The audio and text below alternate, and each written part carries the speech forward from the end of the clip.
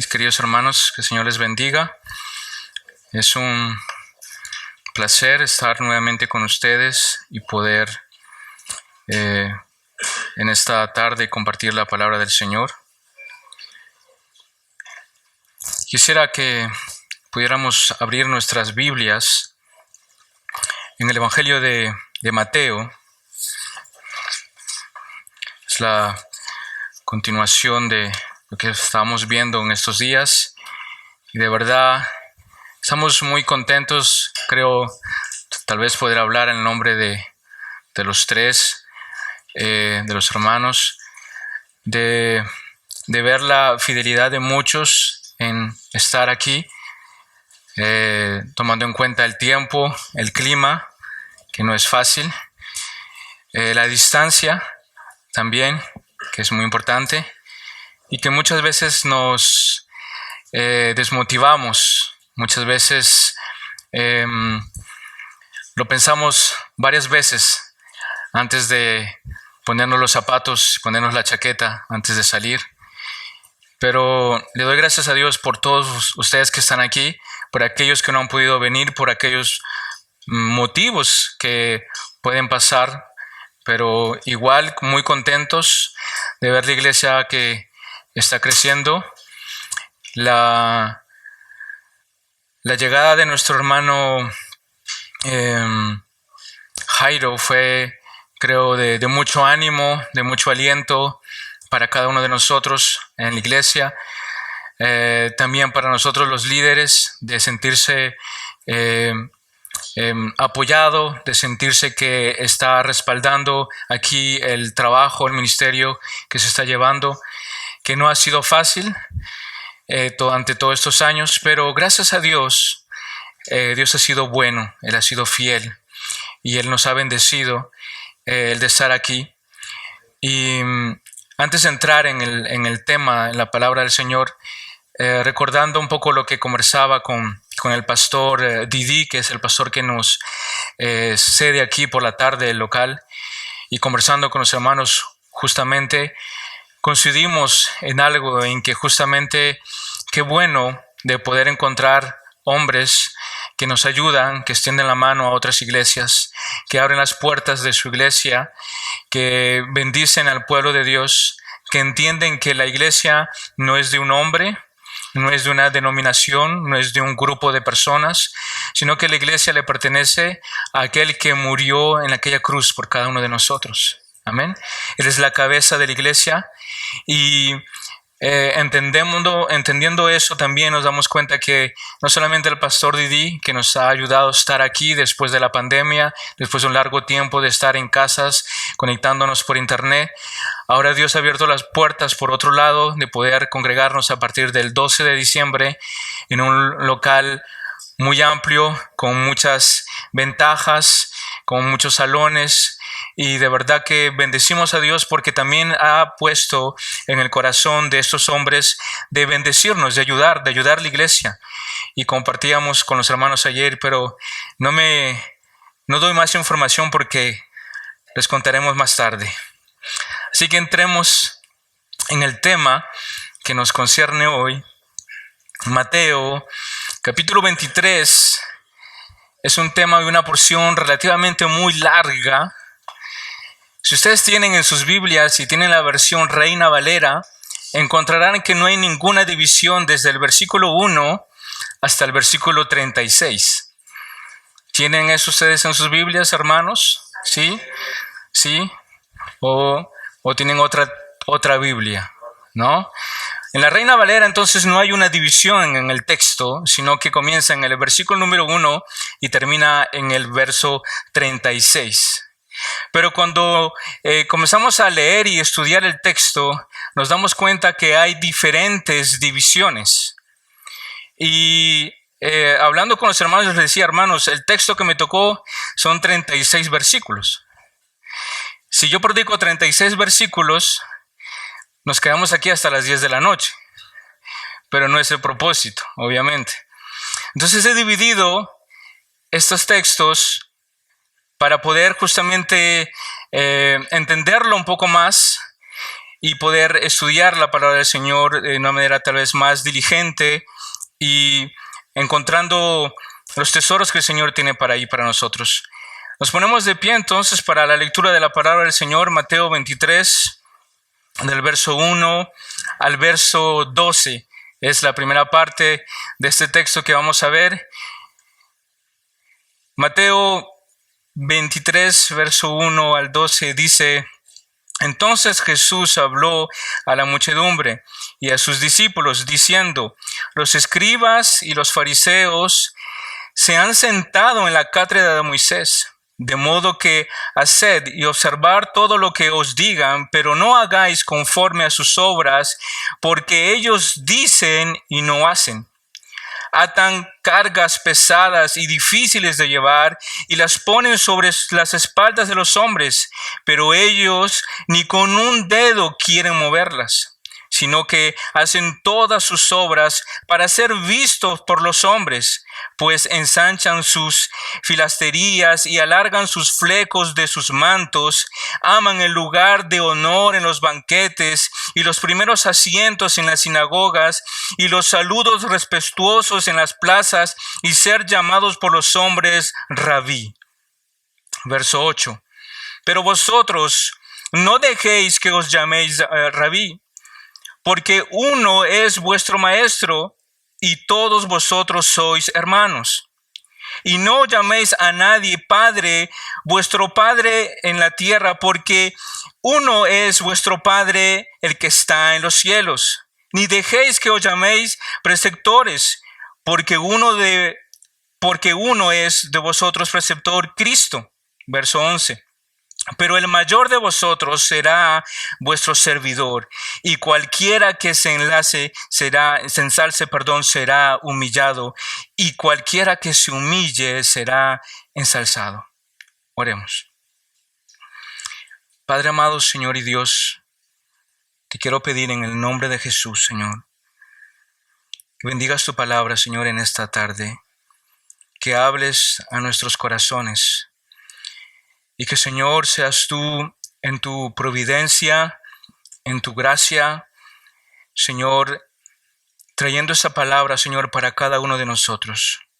Pero también para aquellos que escuchen este mensaje, Señor, a través de YouTube, a través de las redes, pidiéndote, Señor, que toques las vidas, que saques, Señor, a aquellos que están en tiniebla a tu luz admirable.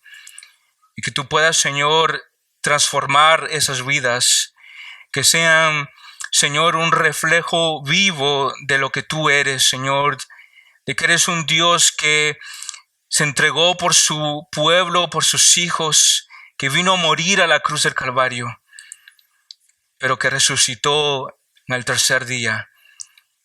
Y aquel pueblo que estaba muerto en sus delitos y pecados, recobró vida, Señor, a través de ti, de tu presencia, de tu sacrificio perfecto. Señor, encomendamos este tiempo en tus manos y te ruego, Señor, que tú, Señor, hables a tus hijos en el nombre de Jesús. Amén y amén.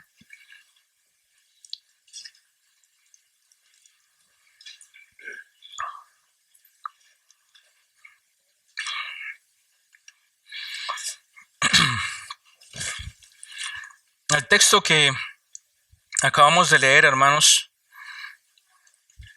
tiene una gran lección y muy profunda. Estudiando ese texto, primeramente de aquí, de este pasaje, del versículo 1 al versículo 12, podemos dividirlo en dos temas, en dos puntos muy importantes. Los dos temas se ven claramente del versículo 1 al versículo 7 y del versículo 8 al versículo 12. Son los dos puntos del mensaje que voy a compartir hoy con ustedes. Y este primer punto, o en este primer punto que vamos a ver las características de los falsos maestros. Las características de los falsos maestros. Y antes de entrar al tema, quisiera introducirlo de esta manera. Recordamos, hermanos, que nosotros como padres, y tal vez habrá un joven por aquí o una jovencita que todavía no es padre, pero entenderán y tal vez se encontrarán en lo que voy a compartir con ustedes, que como padres sentimos un gran amor y afecto por nuestros hijos. No hay un amor más grande que justamente que de un padre o que de una madre, que se desvela, que se entrega por sus hijos y que hace todo lo posible para que su hijo crezca, no solamente en salud, en estatura, sino que tenga todo lo que necesite para que no sufra en la vida. Y creo que los latinos, más que cualquier otra cultura o nacionalidad, tenemos esa característica. Somos los especialistas en dar lecciones, en dar sermones, o como en buen colombiano, en dar gallina. Entonces, entendemos de que por naturaleza somos así. Por naturaleza el padre y la madre tienen eso en su mente, de que cuando un hijo va creciendo, va entrando en una etapa difícil, cuando una jovencita va entrando en una etapa difícil, ¿qué hacemos? Muchas veces nos sentamos, conversamos y explicamos las diferentes situaciones y etapas de la vida.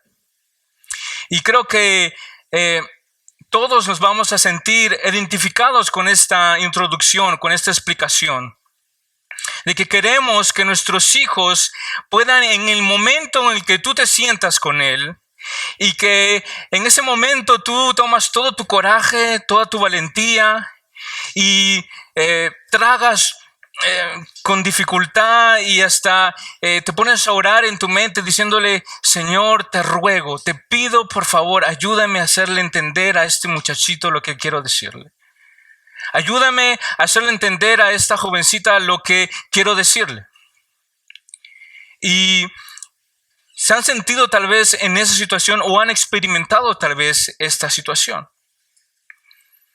Y si lo hacemos es con un solo propósito, con el propósito de evitar que nuestros hijos caigan en los tropiezos de la vida o en nuestros mismos tropiezos que hemos podido tener justamente en el pasado.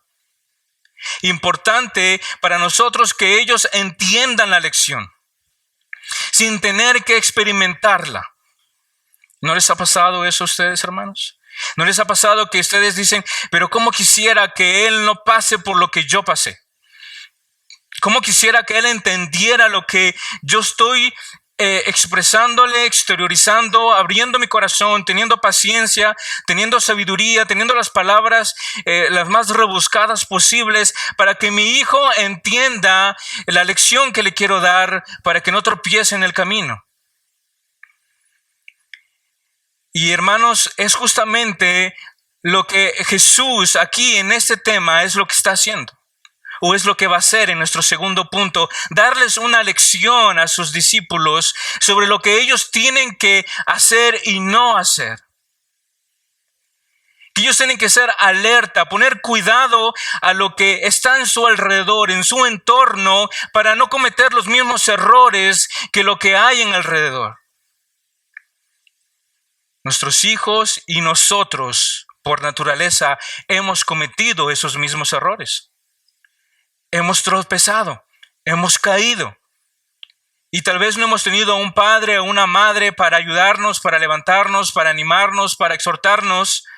Pero hoy nosotros que estamos en Cristo, que somos cristianos, que somos padres de familia, poder decir: yo no quiero que mis hijos cometan esos mismos errores. Y yo quiero que ellos crezcan en el Señor. Yo quiero que ellos caminen por el buen camino. No quiero encontrarlos después con heridas, marcados por la vida, sino que quiero que ellos caminen por la senda antigua, difícil de andar, pero el que prometió que estaba ahí va a estar allí siempre, firme, todos los días, hasta que el mundo se acabe. Él estará allí. Entonces vamos a introducir ahora a nuestro primer punto, que es justamente las características de los falsos maestros.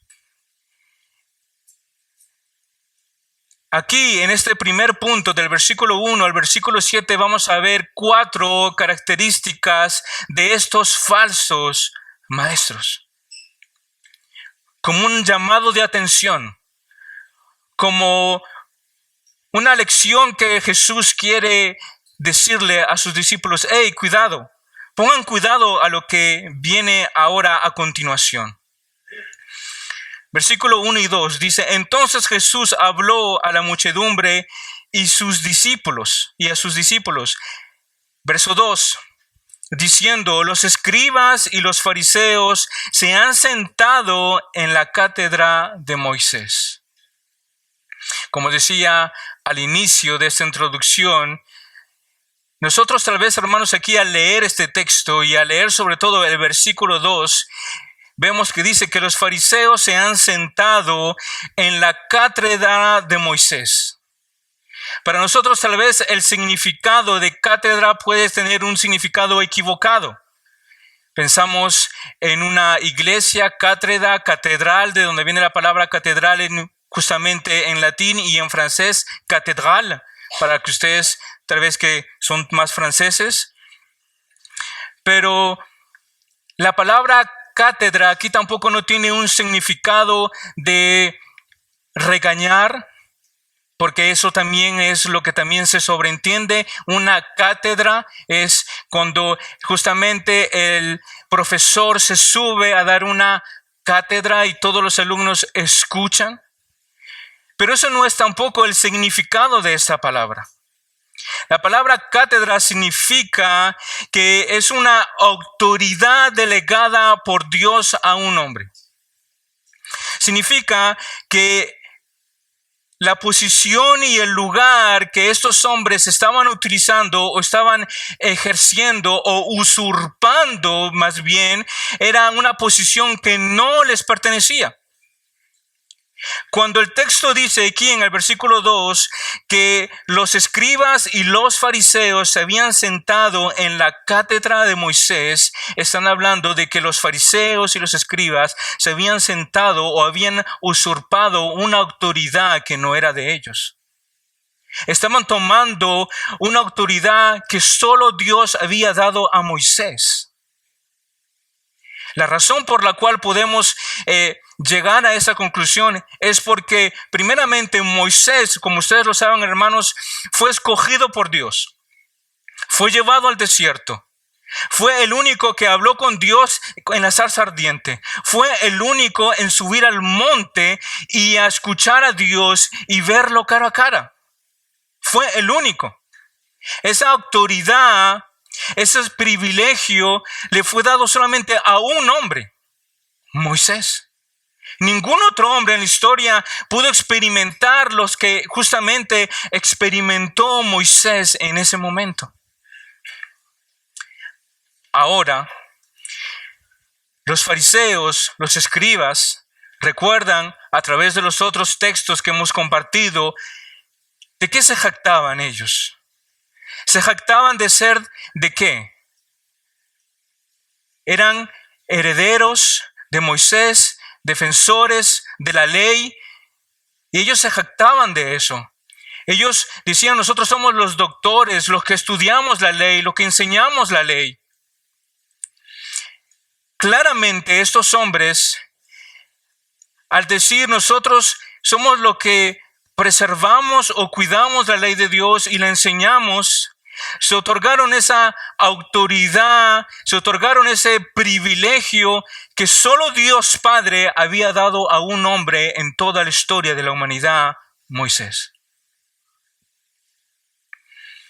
Los fariseos entonces toman un lugar que no les corresponde.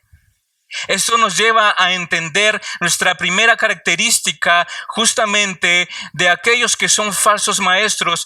Se toman o se otorgan una autoridad que no es de ellos y que no proviene de Dios. Los fariseos estaban tomando un lugar y una posición que Dios no les había delegado. Esto es claramente un punto o la primera característica aquí en el texto de hombres que no son llamados por Dios, que usurpan la autoridad de otra persona y que se la otorgan a ellos mismos para poder ejercerla sobre el pueblo. Eso es lo que estaban haciendo los fariseos y los escribas. Esto nos lleva a ver, hermanos, lo que hemos visto y que hemos compartido a lo largo del estudio de Mateo en un texto paralelo en Marcos, en el capítulo 7, en el verso 13, donde dice, invalidando así la palabra de Dios por vuestras tradiciones, la cual habéis transmitido y hacéis muchas cosas semejantes a estas. Este texto de Marcos nos ayuda a entender que todas estas costumbres, todas estas transmisiones que habían hecho ellos de generación en generación, eran leyes y conceptos humanos hechos por hombre. Y nos dice el comienzo del verso 13, dice, invalidando así la palabra de Dios. ¿Qué estaban invalidando? La ley de Moisés. Pusieron de lado la inspiración divina, pusieron de lado la revelación santa de Dios y tomaron sus propios conceptos, sus propias ideas para ponerlas por encima de la palabra de Dios que había sido revelada a un solo hombre. ¿Para qué? Para que nosotros tengamos la revelación de la ley de Dios. Y esta es una de las primeras características cuando vemos a hombres, hermanos, que se otorgan una autoridad que no es de ellos, que se otorgan un puesto que no es de ellos. Eso es una primera característica de un falso maestro. En Deuteronomio, en el capítulo 2, en el capítulo 4, en el verso 2, nos dice, no añadiréis nada a la palabra que yo os he mandado. No quitaréis nada de ella para que guardéis los mandamientos del Señor vuestro Dios que yo os he mandado.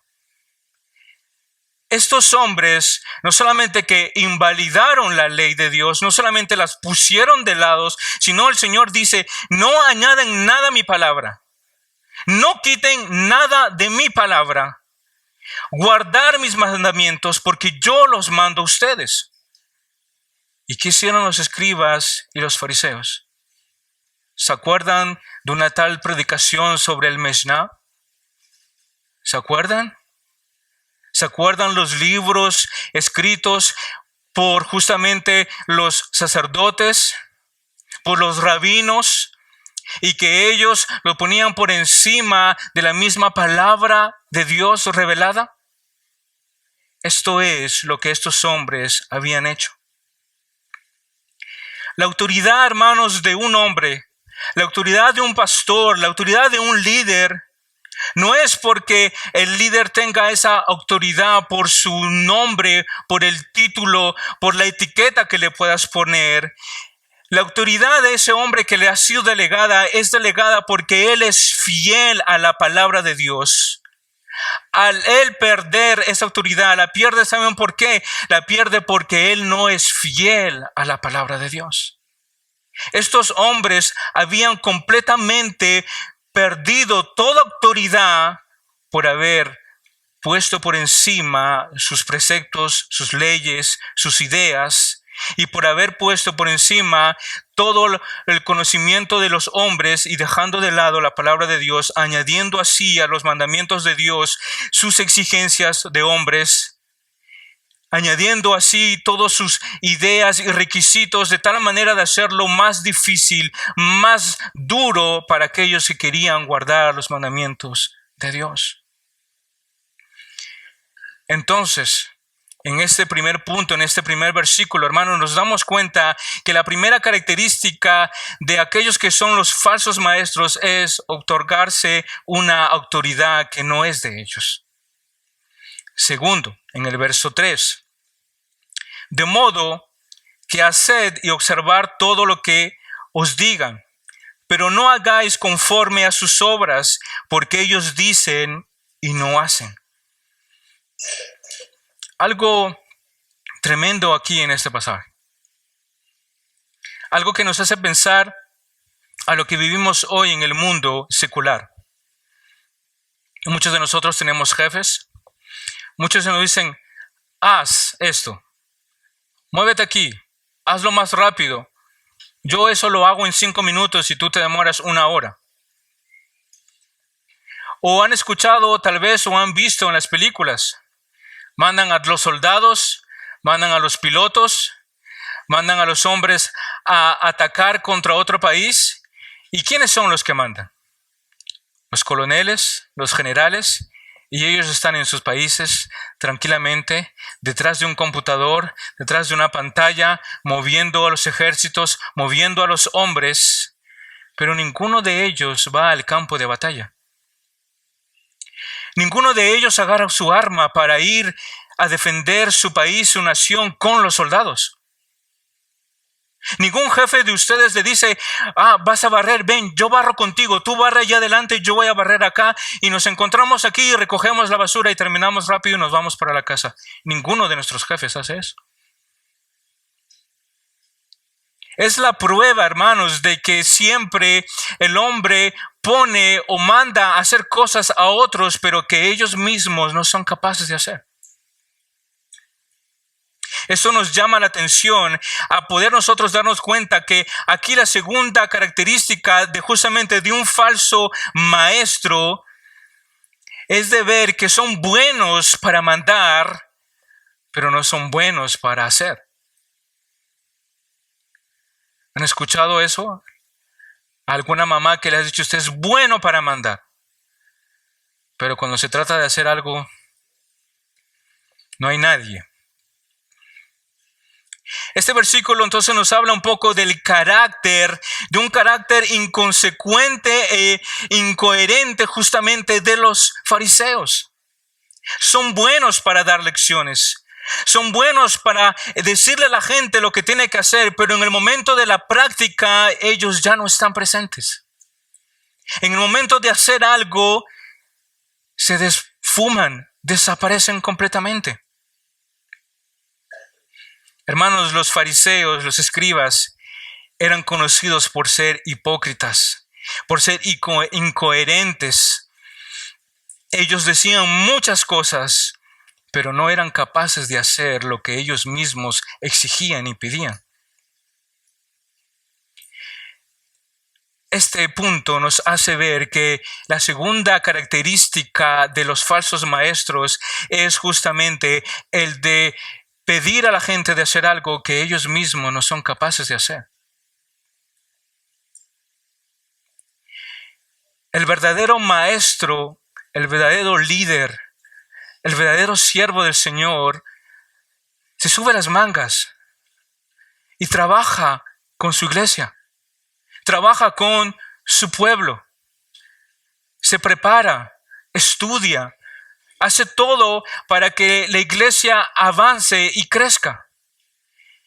Y tal vez, hermanos, a lo largo de este tema que voy a desarrollar, habrá tal vez una similitud contra algún hombre que ustedes conozcan, pero, hermanos, todo esto es pura diosidencia y yo no estoy hablando de una persona en específico, sino que yo estoy exponiendo el texto que me toca a mí simplemente. Vemos aquí entonces que esos hombres son buenos para mandar, buenos para decir a la gente lo que tiene que hacer, pero en el momento de justamente de poner en práctica, no están presentes.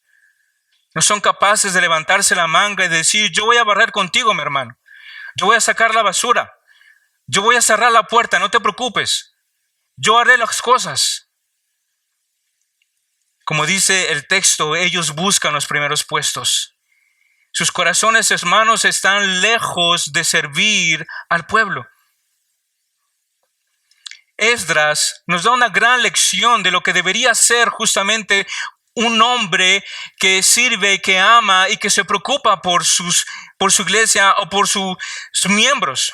Esdras en el capítulo 7, en el verso 10, He tomado este texto en la versión Dios habla hoy para que nos hable justamente, valga la redundancia, un poco más claro, lo entendamos un poco mejor. Tal vez ustedes lo tengan en la Reina Valera, y la Reina Valera dice, porque Esdras había preparado en su corazón para inquirir la ley de Jehová y para cumplirla, y para enseñar en Israel sus estatutos y decretos. Eso dice la Reina Valera, ¿no es cierto?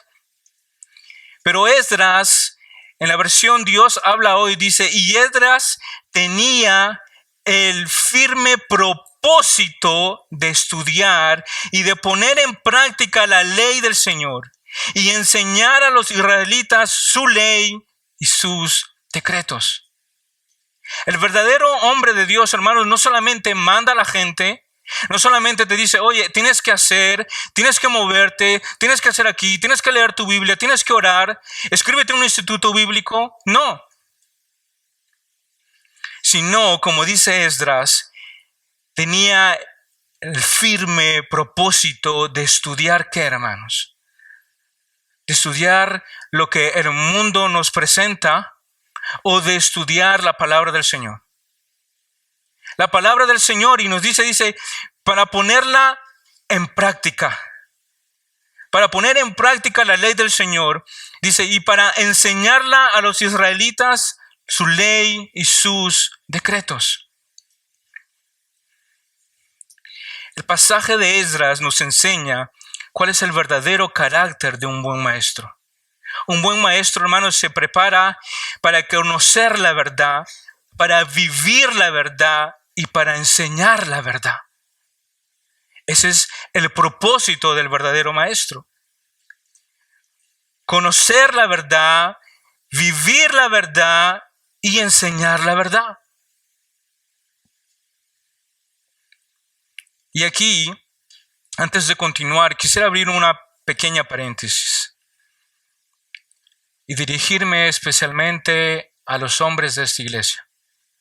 Hombres de IBDS, hermanos que están aquí presentes, escuchad, abrid vuestro entendimiento.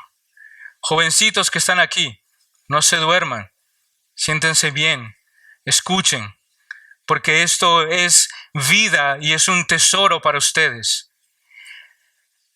Muchas veces, hermanos, nosotros entendemos cuál es nuestro rol y nuestra función como hombres dentro de la iglesia. Y estoy más que seguro que muchas veces lo han escuchado desde este púlpito.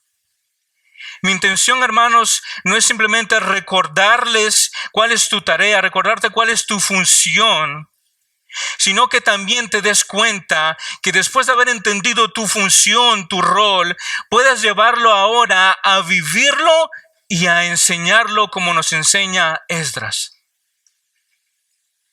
Nuestro rol no es solamente, hermanos, decir, yo entendí que yo soy la cabeza del hogar. Yo entendí que yo soy el pastor de mi casa. ¿Y se acaba allí? ¿Se termina allí la lección? ¿Cerramos el libro y continuamos nuestra vida normal?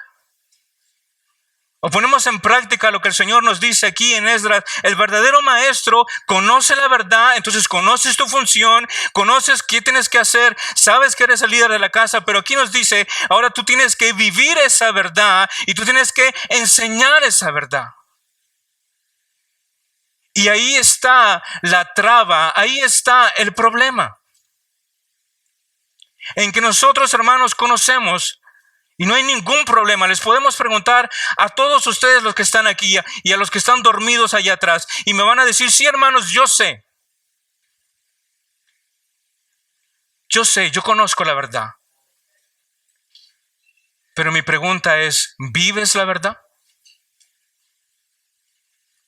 ¿Vives la palabra de Dios?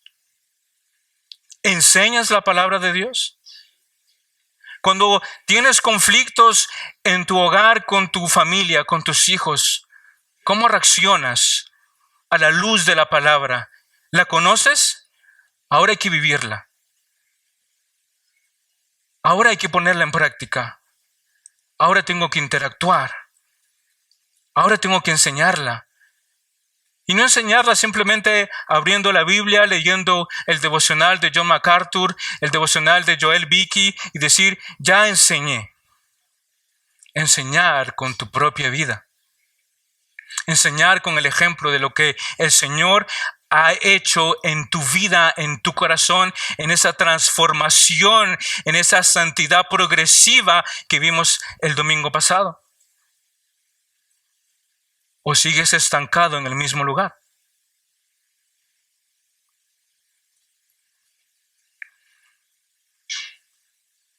Dios nos llama y nos exhorta, hermanos, y no solamente a los hombres, sino también a ustedes, mis hermanas, a vivir el Evangelio, a vivirlo, a enseñarlo con nuestras propias vidas, no solo de palabras, no solo el domingo.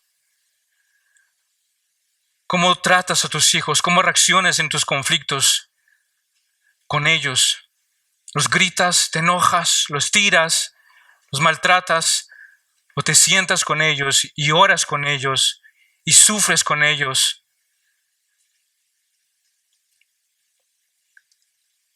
Nuestra vida no cambiará.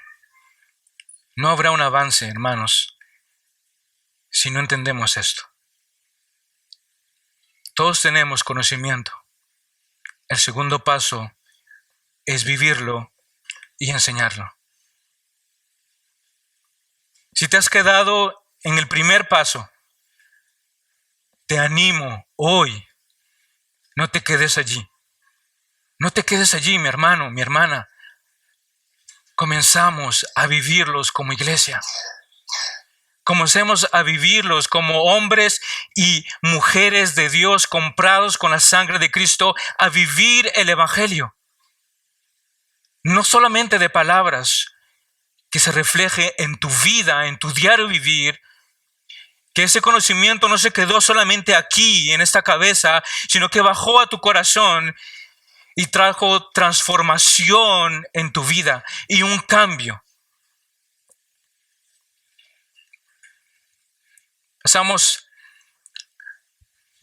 a nuestro tercer punto en el verso 4, el capítulo 23 de Mateo. Dice, atan cargas pesadas y difíciles de llevar y las ponen sobre las espaldas de los hombres, pero ellos ni con un dedo quieren moverla.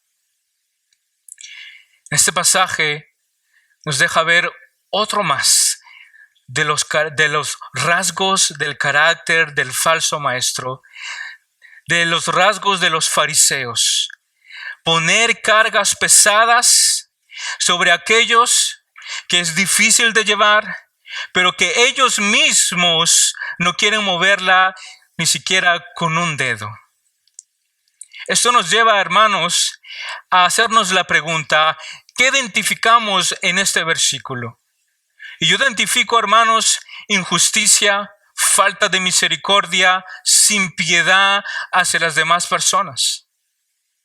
Estos hombres no les importa el peso, la carga, la dificultad, lo difícil que tiene que ser para ti. Ellos la ponen sobre ti y tú tienes que llevarlo. Yo no. Yo soy fariseo, yo soy escriba, yo soy el protector de la ley. Yo no tengo el derecho de moverle esa carga, pero tú sí, llévala. No, pero me es difícil, pero llévala igual. Eso es, hermanos, un corazón de un líder que pide, que exige de los otros, que demanda de los otros algo que es muy pesado, muy difícil. Eso es la muestra de un corazón, hermanos, que no tiene misericordia, de un corazón injusto, de un corazón sin piedad, de un corazón, hermanos, que no se preocupa por los demás, de un corazón que no les importa las almas de esas personas, que no han entendido que las personas que Dios ha puesto en tu iglesia son almas que Dios ha confiado para que tú puedas pastorearlas y llevarlas por el buen camino, para que sean alimentadas y cuidadas por el buen maestro. Si no has entendido esto, entonces te has equivocado de función. No estás haciendo el trabajo que el maestro te ha encomendado. Charles Spurgeon dice que nosotros, los líderes, debemos ser la alfombra de la iglesia. Debemos ser el tapete que ustedes tienen allí en la entrada de esta iglesia, con el cual cuando ustedes entran y cuando llueve y cuando hace frío y con sus zapatos sucios, ustedes llegan y hacen esto. Nosotros somos ese tapete sobre el cual ustedes tienen que limpiarse para entrar en esta iglesia, para ser alimentados y cuidados y protegidos por el Señor. Aquí nos muestra nuevamente el texto, o el Señor Jesús les muestra a sus discípulos, ellos no tienen misericordia. Ellos no tienen piedad. Ellos no les importa las cargas que ellos ponen sobre los otros hombres. Ellos no siquiera quieren tocarlas con sus dedos. Exigen de ellos una carga pesada que ellos mismos no quieren llevar. En otras palabras, ellos exigen algo que ellos mismos no viven, que ellos mismos no enseñan en realidad con sus propias vidas, solamente de palabras. Solamente de palabras. Eso es lo que eran los fariseos y los escribas. Solamente estaban allí para hacerse ver. Pero lo que nos revela el texto es el corazón de estos hombres, de estos falsos maestros. Hombres sin misericordia, sin piedad. Eso nos lleva al versículo 5, al versículo 7.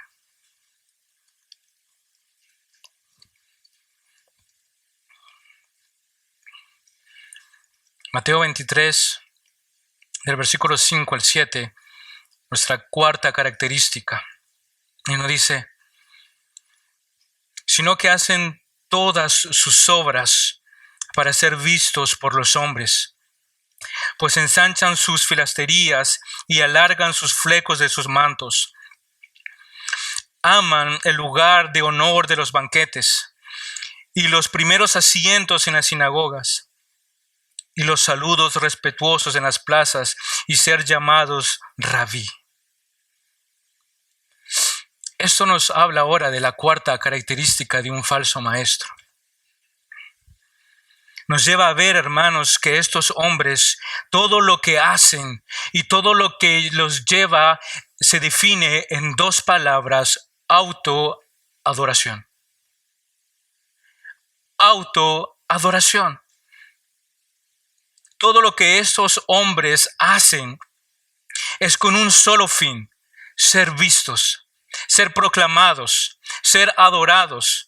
El mismo texto ahí en el verso 5 nos dice que ellos hacen todo, ¿para qué? Para ser vistos.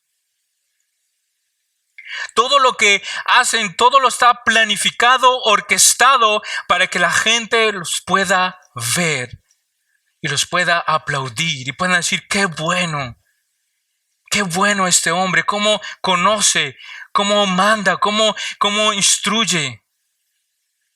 Pero es simplemente una fachada.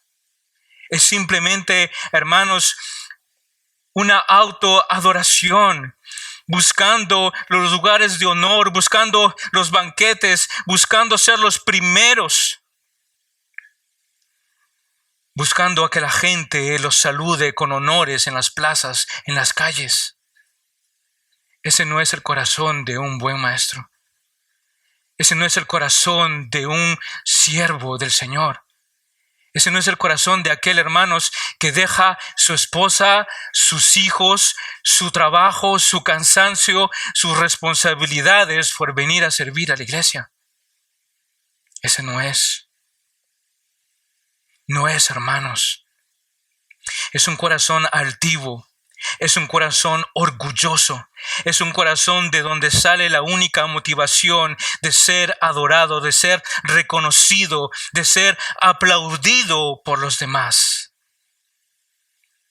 Y Mateo en el capítulo 6, que ya hemos estudiado juntos, Mateo capítulo 6, abran sus Biblias conmigo, Mateo capítulo 6 en el verso 1, y quédense en el capítulo 6 de Mateo, que vamos a ver diferentes pasajes. Mateo capítulo 6, verso 1.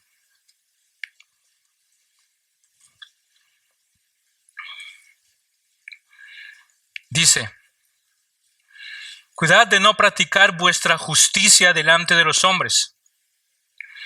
¿Para qué? Para ser visto de ellos. De otra manera no tendréis recompensa de vuestro Padre que está en los cielos. ¿Cuál es?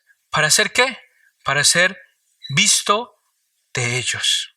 Versículo 2 nos dice, por eso, cuando des limosna, no toques la trompeta delante de ti, como hacen los hipócritas en las sinagogas y en las calles, para hacer ¿qué? Alabado por los hombres. En verdad os digo que no ya han recibido su recompensa. Hermanos, miren lo que hacían esos hombres. Hasta para dar una limosna tocaban trompeta diciendo, yo di. Tú que pasaste, tú no diste. Yo sí di. Verso 5. Y cuando oréis, no seáis como los hipócritas, porque a ellos les gusta ponerse en pie y orar en las sinagogas y en las esquinas de la calle. ¿Para qué? Para ser visto por los hombres. En verdad os digo que ya han recibido su recompensa. El único propósito de los fariseos y los escribas se describe aquí en este capítulo 6 de Mateo. El único propósito de ellos es ser visto por ellos, ser alabado por los hombres, ser visto por los hombres. Ese es el único propósito. Estos versículos que acabamos de ver nos muestran, hermanos, claramente el corazón de estos hombres. Nos muestra lo que realmente son falsos maestros del Señor. No son siervos del Señor. No han entendido el llamado glorioso que Dios ha hecho a aquellos que Él ha escogido para servir a su iglesia. Y quisiera terminar para pasar en el segundo punto. En Tercera de Juan, abran sus Biblias, Tercera de Juan. Solamente tiene un capítulo, Tercera de Juan. Está al final de la Biblia. Tercera de Juan, el verso 9 y 10. Juan escribiendo y dice esto. Yo he escrito a la iglesia, pero Diótrefes, al cual le gusta tener el primer lugar entre ellos, no nos recibe. Miren lo que dice el texto. El que está escribiendo esta carta es el apóstol Juan, escogido por Dios, llamado por Dios. Y aquí hay un hombre que no quiere recibir al apóstol Juan. Y nos dice, yo he escrito a la iglesia, pero Diótrefes, al cual le gusta el primer lugar, entonces a otro fariseo escriba, en otras palabras, que busca el primer lugar, no nos quiere recibir, dice. Miren lo que dice el verso 10.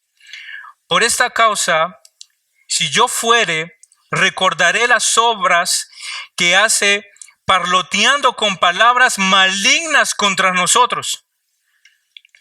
Y no contento con estas cosas, no recibe a los hermanos, y a los que quieren recibirlos, se los prohíbe.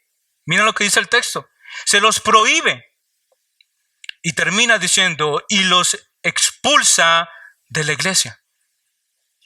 Este hombre, hermanos, no solamente se contentaba en no recibir al apóstol Juan y el consejo y los escritos del apóstol Juan, sino que también dice que él hablaba mal de los discípulos de Cristo.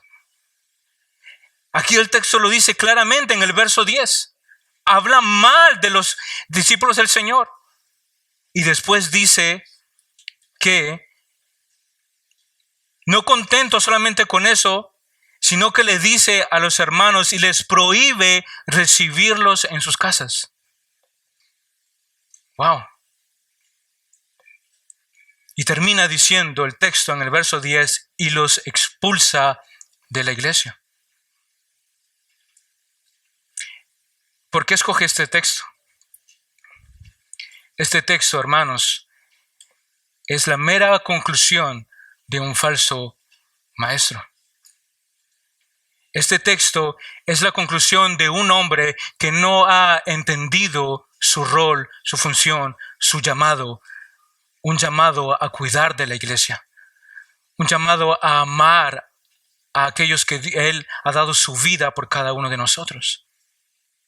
Este hombre rechaza no solamente la palabra de Dios, rechaza a un discípulo de Cristo directamente, sino que también le dice a los miembros de su iglesia, les dice, no los reciban en sus casas, les prohíbo que ustedes lo hagan.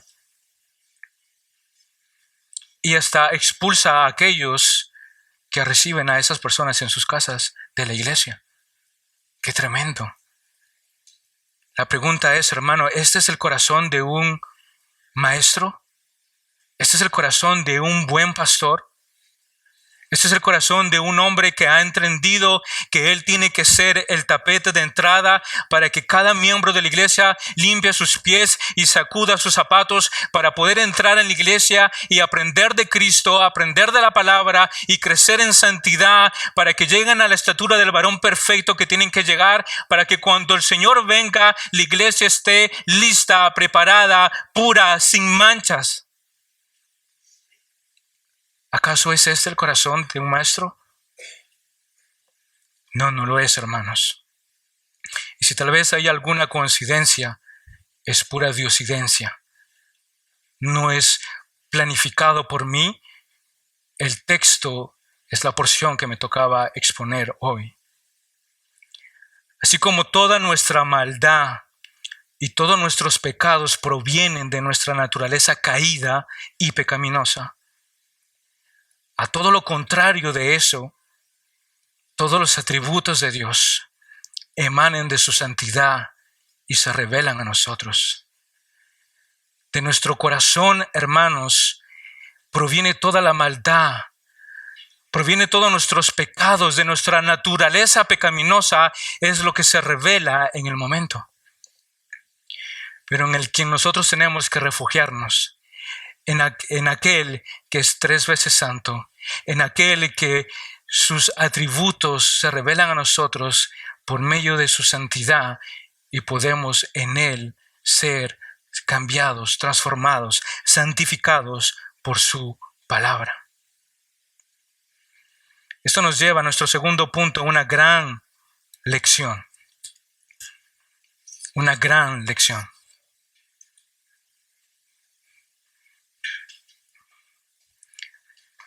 Pero vosotros no dejéis que os llamen rabí, porque uno es vuestro maestro y todos vosotros sois hermanos. Y no os llaméis a nadie padre vuestro en la tierra, porque uno es vuestro Padre, el que está en los cielos. Y dejéis que os llamen preceptores, porque uno es vuestro preceptor, Cristo. Verso 11. Pero el mayor de vosotros será vuestro servidor, y cualquiera que se ensalce será humillado, y cualquiera que se humilla será ensalzado. Es importante, hermanos, para continuar este punto, este segundo punto sobre la gran lección que ahora vamos a ver de Jesús hacia sus discípulos. Que podamos nosotros, antes de continuar, y les pido toda su atención. Para continuar en este punto debemos todos, hermanos, tener, allá los niños no se preocupen de ellos, sigamos acá. Debemos tener un concepto muy alto, muy grande sobre quién es Dios, sobre su persona, sobre sus atributos, pero también tener de nosotros mismos un concepto muy bajo y muy pequeño frente a ese Dios tan grande y 3 veces santo. Si nosotros tenemos un concepto distorsionado de quiénes somos en realidad, hermanos, caminaremos por el mismo camino que los fariseos y los escribas en este texto. Y es también un llamado a nosotros, los líderes o aquellos líderes que verán este video, a guardar nuestro corazón y a tener un concepto muy alto y muy elevado del estandarte de quién es Dios y quiénes somos nosotros. Hombres débiles, llenos de defectos, llenos de pecados, llenos de errores. Y antes de continuar, abro un pequeño paréntesis. Hermanos, esta iglesia no se hubiese podido hacer primeramente si Dios no estuviera con nosotros. Que ustedes estén aquí no es por obra de ninguno de nosotros, sino por Dios mismo. Y damos gracias a Dios de habernos puesto a 3 hombres aquí a predicar, a enseñar, a lidiar con nuestros caracteres, con nuestras dificultades, con nuestras luchas. Porque si fuera uno solo, hermanos, hubiésemos cometido muchos errores. Hubiésemos tropezado mucho en el camino.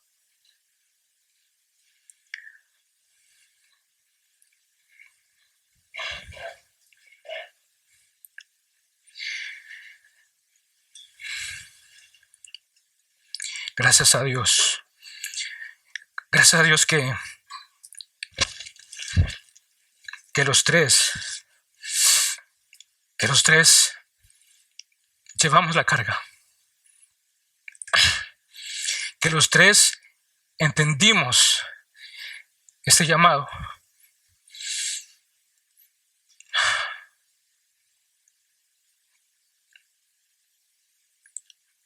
Un llamado glorioso, un llamado difícil, duro de llevar,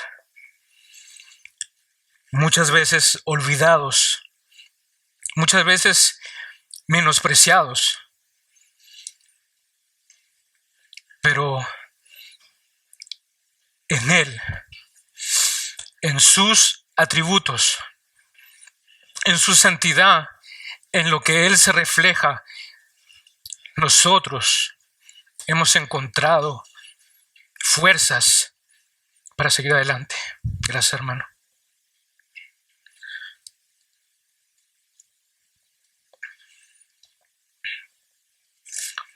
Y lo que sigue,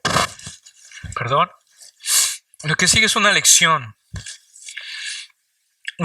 para todos nosotros, pero también para la iglesia. También recordar que el maestro que está dando esta lección la está dando a una multitud que está allí escuchando. Esa multitud representa a la iglesia. Esa multitud son ustedes. Esta lección no solamente es escuchada por 12 discípulos sentados a los pies de su maestro, sino que también es una lección dada a una multitud que les dice: ven a esos no son buenos maestros, esos son falsos maestros, ellos no han entendido el llamado glorioso, no los sigan, no hagan como ellos. Y la multitud está escuchando, la iglesia está escuchando y está entendiendo el consejo del Señor, como decía al inicio. El consejo de un padre que no quiere que su hijo tropiece en el camino. He aquí el consejo del buen maestro, del buen pastor, que nos dice: no quiero que se equivoquen. Quiero que caminen por el buen camino. Y les dice a sus discípulos en el verso 8: pero vosotros no dejéis que os llamen rabí. El texto aquí es, hermanos, una separación clara dada por Jesús, dirigiéndose claramente a sus discípulos, diciéndole: ustedes, pero ustedes no dejen que los llamen rabí. La traducción de la palabra rabí aquí en este versículo 8 habla de maestro. Habla de ser ese maestro reconocido como lo eran justamente los fariseos, los escribas, que eran aplaudidos y reconocidos en las sinagogas. He aquí el rabí subía a leer los textos de los profetas y reconocían a ese hombre como un gran maestro dentro de la escuela de aquellos hombres que se creían grandes personas. Jesús les dice: no dejen que os llamen rabí, porque uno es vuestro maestro y todos vosotros sois hermanos. Hermanos, si yo hago un simple acto de bajarme de este púlpito aquí, yo soy un hermano igual que ustedes. Yo soy un hombre igual que ustedes. Si yo me siento en una de estas sillas igual que ustedes, soy un hombre, soy un hermano de la iglesia IBDS. Soy un miembro de esta iglesia. No soy un hombre mejor, más grande. No. Soy un miembro de esta iglesia simplemente. Lo que Jesús les está enseñando aquí no es la importancia del título, no es lo que la gente te llame o te nombre. Lo importante es de que tú no desees en tu corazón que te llamen maestro. Que tu corazón esté anhelando que cuando la gente se cruce contigo te llamen maestro, rabí. El problema no es el título, el problema no es la función. El problema está en tu corazón. El problema está en que anheles que te llamen con esa manera, con ese nombre. Allí está el problema. Lo que el Señor les está diciendo no es: miren, que te llamen rabí, que te llamen padre, que te llamen preceptor. Ese no es el problema. Es que tú lo anheles que te llamen de esa manera. Ese es el problema. En otras palabras, aquí el Señor Jesús les está diciendo a sus discípulos: ustedes son hermanos como todos los hermanos de la iglesia. No anheles en tu corazón, no dejes que tu corazón se llene de orgullo, no dejes que tu corazón se engrandezca. Somos hermanos, todos comprados con la sangre de Cristo. El único maestro de los maestros, dice, es Cristo. Él es el maestro. Nosotros somos sus hijos.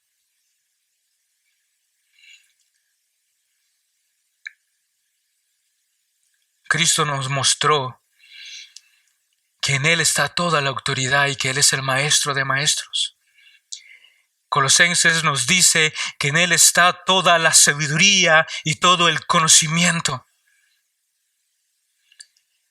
Si hay alguien que se merece el título de maestro, se llama Cristo Jesús.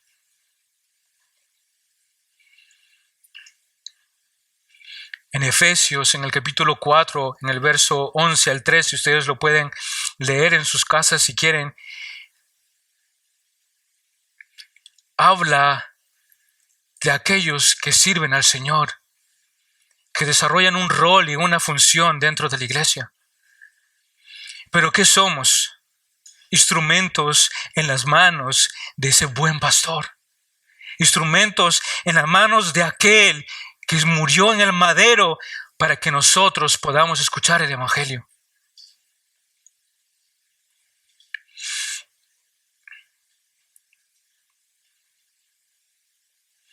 Y en Primera de Pedro, en el capítulo 5, en el verso 1, dice que debemos ser un siervos para todos.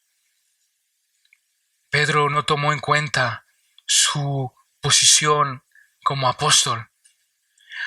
No tomó en cuenta ser de aquellos que eran la élite de los apóstoles, los tres que estaban siempre cercanos de Jesús.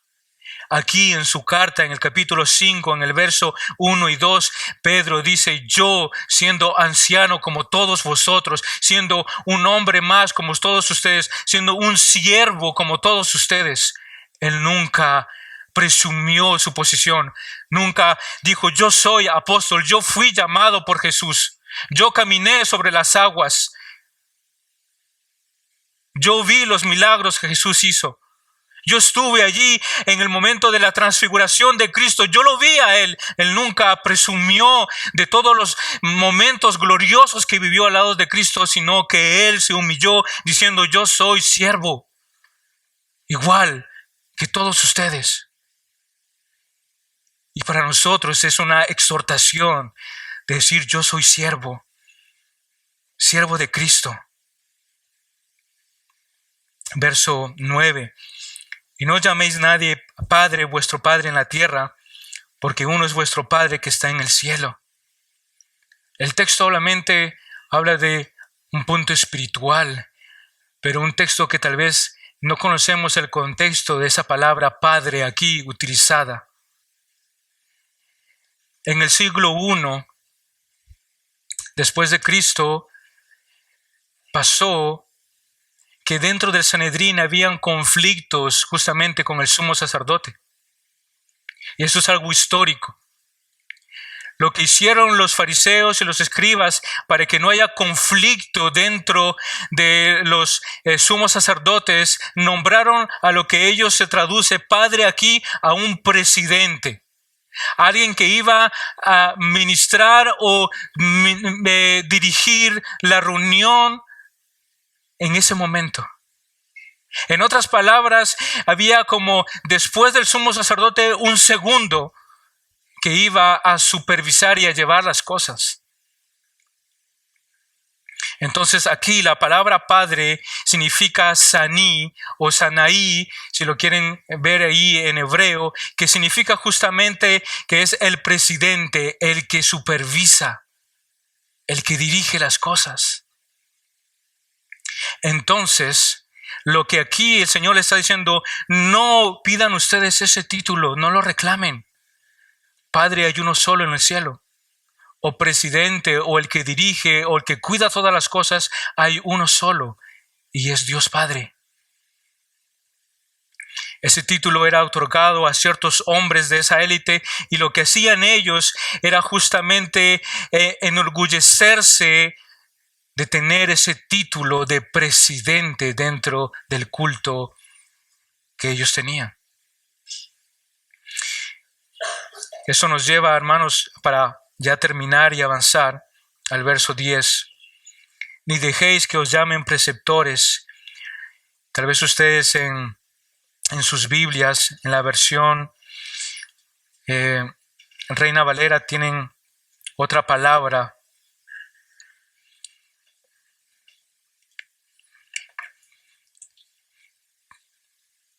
En la Reina Valera estoy buscándolo aquí para que podamos verlo juntos para ya terminar. 23, verso 9 y 10 nos dice: no seáis llamados maestros, pero vuestro maestro que está en Cristo. No, verso 10. No seáis llamados maestros, porque uno es vuestro maestro, el Cristo. Aquí la palabra maestro no es la misma palabra utilizada en el verso 8 que vimos. En el verso 8, maestro, que ustedes han leído, nos habla justamente de aquel que enseña la palabra, de un rabí. Aquí la palabra maestro, traducida en el original, significa de aquel que está por delante, que es el protagonista, aquel que es el líder, que tiene una visión, que tiene marcado el camino.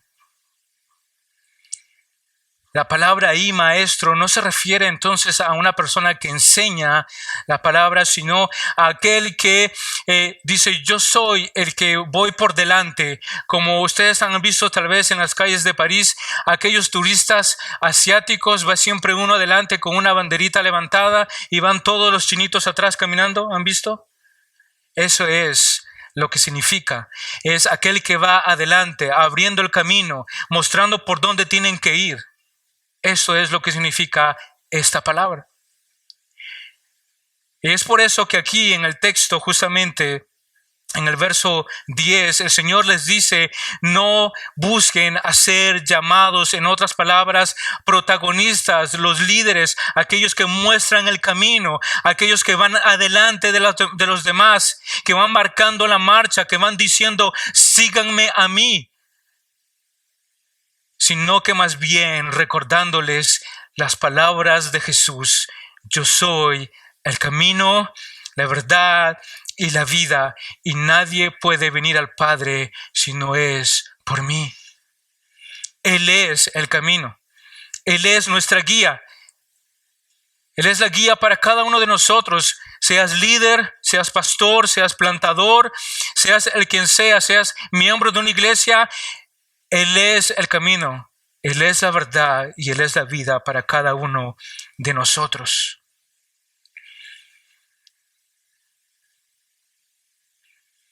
El verdadero siervo está marcado por un carácter de humildad y de servicio. El verdadero siervo no vive para él, sino que vive para servirle a Dios. El verdadero siervo se entrega por sus ovejas. El verdadero siervo no pone cargas pesadas sobre sus miembros. El verdadero siervo es humilde. El verdadero siervo se deja pisotear y lleva las cargas sobre sus hombros para que el pueblo pueda seguir avanzando. El verdadero siervo es humilde, sencillo de corazón. El verdadero siervo es aquel que ha entendido que no sirve a un grupo de hombres o de mujeres, sino que le sirve a Cristo. Le sirve a aquel Dios hombre que vino a morir en la cruz por nosotros. Ese es el verdadero siervo y esta es la gran lección de humildad que el Señor les deja a sus discípulos, diciéndoles, y termino con esto, no hagan como ellos. No hagan como ellos hacen. No sigan sus caminos, sino escuchen al Maestro. No busquen, anhelen un puesto, anhelen un título, anhelen una etiqueta, sino, como dice aquí, guardaos vuestros corazones.